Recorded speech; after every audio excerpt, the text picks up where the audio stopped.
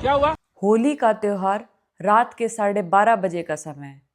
गुजरात की रहने वाली 40 वर्षीय हिमानी पटेल डिनर करने के बाद अपनी बेटी के साथ स्कूटी से घर लौट रही थी होली के रंग लेके। उसी वक्त एक अनियंत्रित कार वहां से गुजर रही थी जो कि हिमानी पटेल की स्कूटी समेत 2 और टू व्हीलर्स को टक्कर मार जाती है।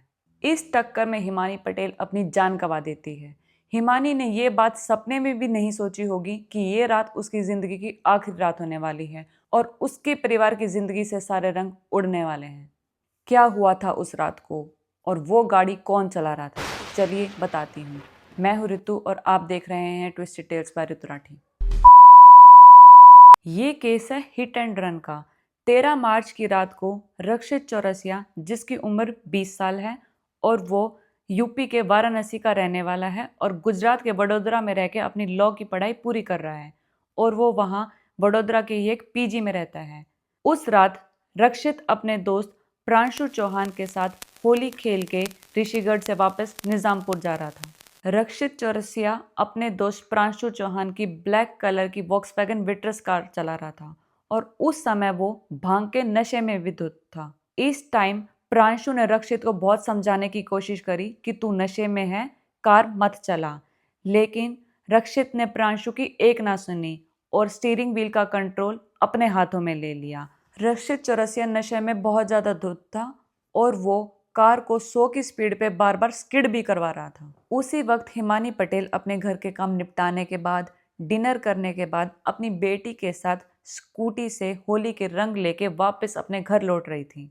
जब हिमानी पटेल कालीबोग एरिया के मुक्तानंद क्रॉसिंग से क्रॉस कर रही थी, उसी वक्त रक्षित चौरसिया की कार पीछे से आ रही थी और उस समय रक्षित चौरसिया का कंट्रोल उसकी कार पे से छूट जाता है और तेज रफ्तार कार बेकाबू हो जाती है और वो बेकाबू कार हिमानी पटेल की स्कूटी समेत 2 और टू व्हीलर्स को बुरी तरह से पीछे से टक्कर मारती है।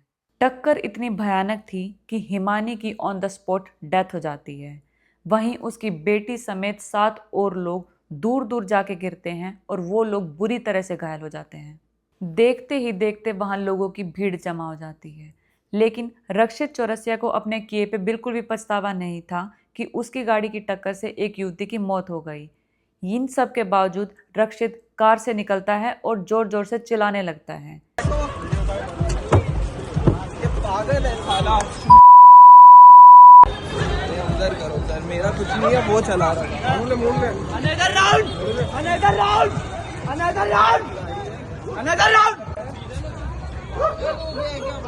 Another round.